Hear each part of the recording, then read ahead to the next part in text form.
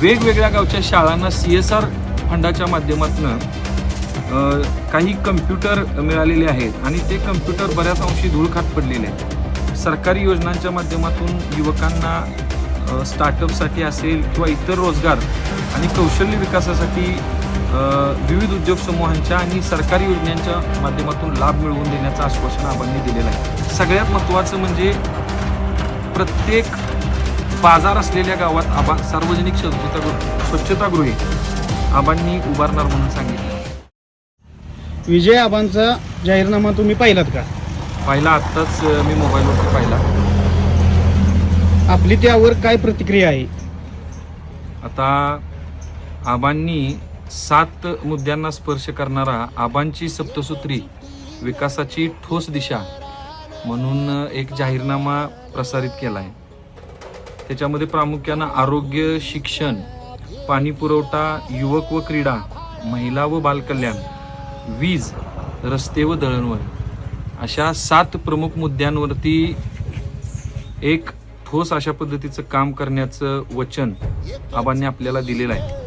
त्यामध्ये प्रामुख्यानं आबा गेली 1 वर्ष झालं आपल्या असणाऱ्या ह्या सगळ्या भागाच्या म्हणजे प्रचाराच्या म्हणण्यापेक्षा भेटीगाठी त्यांच्या गेल्या 1 वर्ष झालं चालू आहे आणि त्या 1 वर्षामध्ये बऱ्याच गावांमध्ये त्यांना ज्या समस्या दिसल्या त्या समस्या एक जिल्हा परिषद सदस्य म्हणून त्यांची असणारं त्याला आपण काय म्हणू शकतो त्यांचा असणारा आवाका जिल्हा परिषद सदस्याचा आणि जिल्हा परिषदेच्या सदस्याच्या माध्यमातून कुठले प्रश्न सोडवता येऊ शकतात अशा स्वरूपाच्या प्रश्नांचं त्यांनी त्या जाहीरनाम्यामध्ये प्रामुख्यानं म्हणजे अंतर्भाव केलेला त्या ठिकाणी दिसतो. उदाहरणार्थ आबांनी आरोग्य ह्या विषयावर बोलताना आपल्या जिल्हा परिषद मतदारसंघातल्या बऱ्याच गावांमध्ये काही दवाखाने आहेत पण त्या दवाखान्यांमध्ये डॉक्टर नसतील. उदाहरणार्थ कांद्याच्या आपल्या उपकेंद्रामध्ये डॉक्टर नाहीत किंवा देववाडीसारख्या ठिकाणी प्राथमिक आरोग्य उपकेंद्र उपलब्ध आहे म्हणजे मंजूर आहे पण त्या ठिकाणी इमारतीसाठी जागा नाही किंवा सगळ्यात ज्वलंत मुद्दा म्हणजे आमच्या गावचंच बघायचं झालं तर आमच्या गावचं प्राथमिक उपकेंद्र जे आहे ते तळ्याच्या म्हणजे अगदी तळ्यातच आहे आणि पावसाळ्याच्या असणं म्हणजे त्या दिवसांमध्ये आपण त्या दवाखान्यात जाऊ पण शकत नाही अशी इतकी बेकार परिस्थिती आहे. म्हणजे आबा ह्या तालुक्यात फिरत असताना त्यांना ज्या ज्या काही म्हणजे दुर्व्यवस्था दिसल्या आणि ज्या जिल्हा परिषदेच्या विभागाचे संबंधित आहेत तर त्या सगळ्या असणाऱ्या प्रश्नांचा म्हणजे त्यांनी त्या असणाऱ्या आबांची सुप्तसूत्री विकासाची ठोस दिशा या जाहीरनाम्यामध्ये आवर्जून उल्लेख केलेला आहे. आता त्यांनी मांगलेसारख्या PHCमध्ये 108 रुग्णवाहिका नसणं आणि म्हणजे हा अतिशय गंभीर प्रकारचं म्हणजे हे आहे कारण मांगले गाव आणि मांगले गावाच्या आसपास असणारी 10-12 खेडेगाव वाड्या पूर्णपणे सर्वच बाबतींमध्ये मांगल्यावरती अवलंबून असतात आणि मांगल्यासारख्या गावामध्ये जर 108 रुग्णवाहिका नसेल तर प्रस्थापित राजकारण्यांचं ते एक मोठ्या प्रमाणात अपयश आहे असं म्हणलं तर काही चुकीचं ठरणार नाही. आणि ह्या सगळ्या गोष्टी आरोग्य विभागाच्या अंतर्गत येत असल्यामुळं एक जिल्हा परिषद सदस्य जिल्हा परिषदेच्या आरोग्य विभागाच्या माध्यमातून हे प्रश्न सोडवून घेऊ शकतो ही एक प्रामुख्यानं म्हणजे पटण्यासारखी भूमिका त्या ठिकाणी मला वाटते. दुसरी गोष्ट आबांनी त्याच्यामध्ये उल्लेख केलेला आहे की बाबा त्या ठिकाणी काही उपकेंद्रांमध्ये औषध पुरवठा चांगल्या पद्धतीनं होत नाही किंवा काही नियमित डॉक्टर नसतात, नर्सेस त्या ठिकाणी काही ठिकाणी नाही आहेत, मग पूर्णवेळ डॉक्टर औषधं उपलब्ध करून देणं असे चांगले आणि लोकांच्या जिव्हाळ्याचे त्या ठिकाणी मुद्दे आबांनी हाताळलेले आहेत. आता शिक्षणाच्या बाबतीत बोलायचं झालं तर सर्वच्या सर्व ह्या मतदारसंघातील 18 गावं ग्रामीण भागामध्ये मोडत असल्या म्हणजे जिल्हा परिषद ही साधारणपणे ग्रामविकास विभाग या ग्रामीण भागामध्ये येतो आणि ग्रामीण विद्यार्थ्यांसाठी दर्जेदार शिक्षण कशा पद्धतीने मिळावं तर मला सगळ्यात चांगला भावलेला मुद्दा म्हणजे वेगवेगळ्या गावच्या शाळांना CSR फंडाच्या माध्यमातून काही कम्प्युटर मिळालेले आहेत आणि ते कम्प्युटर बऱ्याच अंशी धूळ खात पडलेले आहेत आणि मग सुसज्ज संगणक लॅब नसणं किंवा तशा पद्धतीनं त्या असणाऱ्या शाळांमध्ये संगणक प्रशिक्षक नसणं हा अतिशय चांगला मुद्दा आबांनी ह्यामध्ये घेतलेला आहे. कारण आज जर तुम्ही बघितलं तर आर्टिफिशियल इंटेलिजन्सचा जमाना आहे, AI चा जमाना आहे, कम्प्युटरचा जमाना आहे आणि आपल्या असणाऱ्या शाळेच्या विद्यार्थ्यांना संगणक शिक्षण मिळालं पाहिजे. हा अतिशय रास्त मुद्दा आबांनी यामध्ये घेतलेला आहे. ह्याशिवाय आबांनी एक मुद्दा प्रकर्षानं म्हणजे मला आवडला अजून एक, तो म्हणजे जिल्हा परिषदेच्या शाळांमध्ये जर पटसंख्या वाढवायची असेल तर CBSEच्या धर्तीवरती सेमी इंग्लिश माध्यमातून शिक्षण गावच्या विद्यार्थ्यांना सुद्धा मिळालं पाहिजे, जेणेकरून ग्रामीण विद्यार्थ्यांना सुद्धा खाजगी शाळांच्या बरोबरीनं शैक्षणिक दर्जा म्हणजे राहील. आणि महत्त्वाचं म्हणजे काय आहे की खाजगी शिक्षण संस्थांमध्ये आपण जर बघितलं असेल तर एक गोष्ट लक्षात घ्या, जे शिक्षक, मी काही त्यांना नावं ठेवणार नाही, पण बघायचं झालं तर जिल्हा परिषद शाळेतले शिक्षक, सरकारी नोकरदार जे असतात ते फार जास्त उच्च शिक्षित असतात. म्हणजे दर्जेची, गुणवत्तेची जर तुलना केली तर जिल्हा परिषद शाळेचं शिक्षण हे गुणवत्तापूर्ण आहे. आणि त्यामुळे जिल्हा परिषदेच्या माध्यमातून जर सेमी इंग्लिश शिक्षण जर उपलब्ध झालं तर निश्चितच आपल्या असणाऱ्या ग्रामीण मुलांना चांगल्या पद्धतीचं दर्जेदार शिक्षण मिळेल. ह्याशिवाय आबांनी लहान मुलांसाठी प्रत्येक अंगणवाडीशी संलग्न बगीचे म्हणा किंवा लहान मुलांसाठी खेळायची मैदानं म्हणा, अशा पद्धतीचं एक मुद्दा त्याच्यामध्ये घातलेला आहे. आणि ग्रामीण क्रीडापटूंना क्रीडा साहित्य, प्रशिक्षण आणि सुविधा, म्हणजे जे तालुकास्तरीय किंवा जिल्हास्तरीय स्पर्धांमध्ये जे काही लोक भाग घेतात तर त्या असणाऱ्या आपल्या शालेय विद्यार्थ्यांना तालुकास्तरीय स्पर्धांमध्ये भाग घेता यावा किंवा त्यांना त्या पद्धतीच्या सुविधा मिळाव्या म्हणून चांगल्या पद्धतीनं स्पोर्ट्सचं किंवा खेळाचं जे काही साहित्य, प्रशिक्षण, तांत्रिकदृष्ट्या जे काही आवश्यक आहे त्या सगळ्या गोष्टी, प्रशिक्षण वगैरे त्या गोष्टींचा सुद्धा इथे त्या ठिकाणी आवर्जून उल्लेख केलेला आहे. आता मॉडेल स्कूलच्या संदर्भातला एक अतिशय चांगला मुद्दा आबांनी शिक्षण ह्या त्यांच्या ह्याच्यामध्ये दुसऱ्या मुद्द्यामध्ये घातलेला आहे. तो म्हणजे आपण बघितलं की जितेंद्र डुडी साहेब ज्यावेळी CEO होते जिल्हा परिषदेचे, त्यांनी मोठ्या प्रमाणामध्ये मॉडेल स्कूलची कामं केली आणि बऱ्याच अंशी चांगल्या पद्धतीनं त्या ठिकाणी कामं झाली शाळांमध्ये. परंतु आता 2-4 वर्ष निघून गेली आणि परत एकदा मॉडेल स्कूलच्या इमारतींची म्हणजे पडझड असेल किंवा त्याचे मेंटेनन्स म्हणावा तसा होत नाही ना. आबांनी तो सुद्धा मुद्दा या ठिकाणी चांगल्या पद्धतीनं त्याच्यात घातलेला आहे.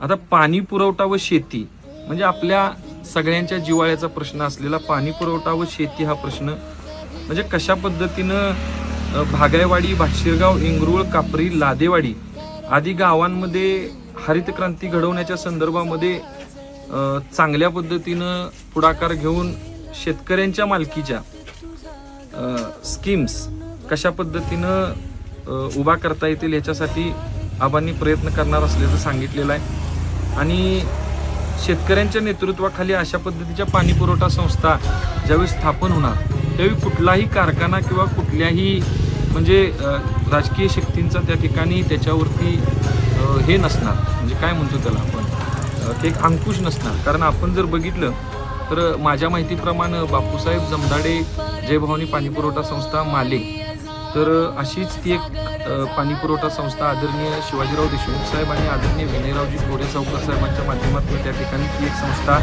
नावारूपाला आली. आणि माले असेल, जाकले, केकले, पोकले, शहापूर ह्या भागामधल्या शेतकऱ्यांना त्या ठिकाणी शेतकऱ्यांच्या मालकीची एक चांगल्या पद्धतीची स्कीम त्या ठिकाणी उभा राहिली. आणि खऱ्या अर्थानं जर शेतकऱ्यांचं जर कल्याण करायचं असेल तर कारखाना पुरस्कृत पेक्षा अशा पद्धतीच्या स्कीम्स पाणी पुरवठ्याच्या उभा राहिल्या पाहिजेत, जेणेकरून शेतकऱ्यांना स्वतःच्या मालकीचं एक पाण्याचं शाश्वत साधन मिळेल. कारण जर आपण बघितलं आता आमच्या नाटोलीमध्ये आमचे शिवाजी मारुती पाटील नावाचे आमचे एक मार्गदर्शक होऊन गेले. दिवंगत शिवाजी अण्णांनी कारखान्याच्या माध्यमातून नाटोलीकरांवर होत असलेल्या अन्यायाविरुद्ध आवाज उठवला आणि कुठल्याही पद्धतीचा पर्क्युलेशनचा चार्ज म्हणजे इरिगेशनचं पाणी झिरपून जर तुमच्या विहिरीमध्ये येत असेल तर त्याच्या संदर्भातनं ऊस गेल्यानंतर जी काही रक्कम कापून घेतली जात होती ती रक्कम बंद झाली. आणि अगदी त्याच्यासाठी कायदेशीर लढा सुद्धा त्या ठिकाणी आमच्या शिवाजी अण्णांनी लढला. तशाच पद्धतीचा लढा कापरी, आता कारवे आपल्या मतदारसंघामध्ये नाही, पण कापरी असेल, इंगरुळ असेल, भाटशिरगाव असेल, भागायवाडी असेल, लादेवाडी असेल आणि तिथल्या असणाऱ्या आमच्या छोट्या मोठ्या वाडी वस्तींवरती झालं पाहिजे.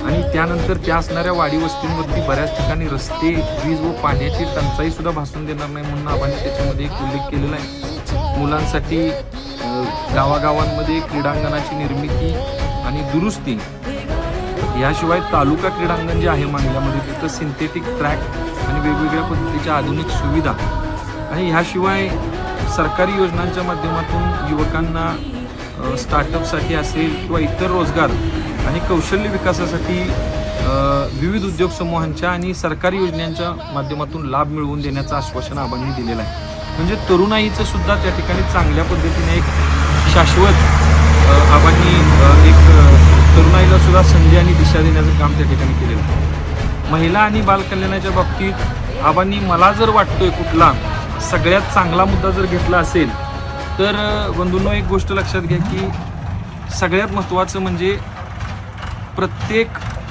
बाजार असलेल्या गावात आबा सार्वजनिक स्वच्छतागृहे आबांनी उभारणार म्हणून सांगितलं आहे.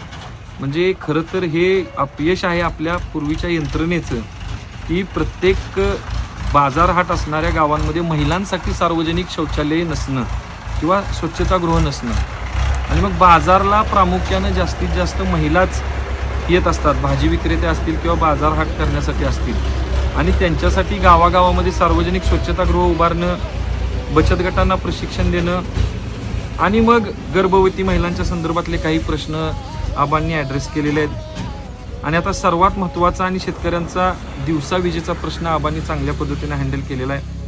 लादेवाडी आणि नाटोलीमध्ये आता 3+3 म्हणजे 6 मेगावॅटचा सौर ऊर्जा निर्मिती प्रकल्प उभा राहतच आहे आणि सत्यजित भाऊंच्या माध्यमातून आपल्या असणाऱ्या सर्व गावांमध्ये मांगले जिल्हा परिषद मतदारसंघातल्या लवकरच दिवसाची वीज कायमस्वरूपी आणि शाश्वत मिळणार आहे.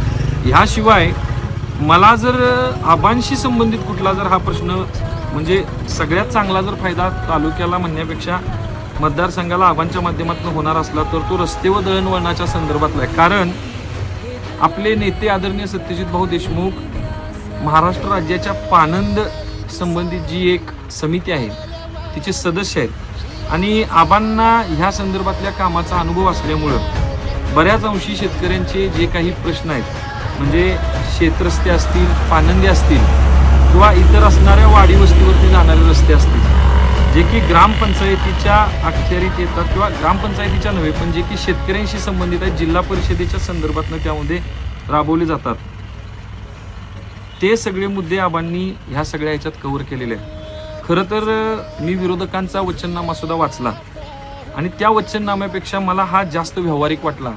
कारण कुठंही बघायला गेलं तर जिल्हा परिषदेचा स्कोप सोडून कुठलंही आश्वासन दिलेलं नाही. म्हणजे जो एक जिल्हा परिषद सदस्य काम करू शकतो फक्त आणि फक्त त्याच कामांचा अंतर्भाव त्या ठिकाणी केलेला आहे. नाहीतर कुठंतरी सभागृह बांधीन किंवा कुठंतरी काहीतरी करणं अशा पद्धतीची कुठलंही आश्वासन इथं दिलेलं नाही. त्यामुळं ओव्हरऑल जर बघितला तर आबांची सप्तसूत्री हा जो जाहीरनामा आहे हा एक जिल्हा परिषद सदस्य निवडून आल्यानंतर जिल्हा परिषद सदस्याचा म्हणून चांगल्या पद्धतीनं हा जाहीरनामा मला वाटतो. धन्यवाद. विजय आबाचं बटण कमळाचं.